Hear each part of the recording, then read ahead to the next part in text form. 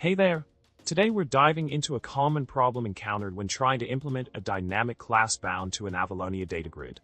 The issue lies in implementing the INotifyPropertyChanged interface using System.Reflection.Emit. After setting up the dynamic properties, instances, and observable collection, the error arises when trying to call the onPropertyChanged method in the set method of the dynamic property. Moving on to the solution, a key part involves emitting IL code to handle property change notifications.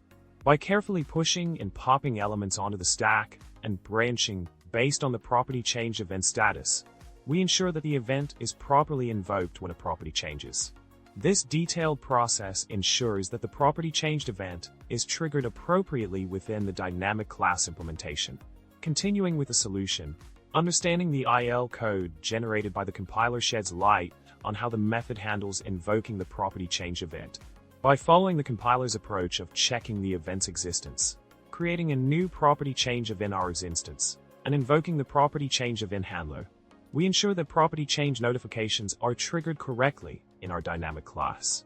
In summary, we've tackled the challenge of implementing INotifyPropertyChanged in a dynamic class bound to an avalonia data grid using System.Reflection.Emit.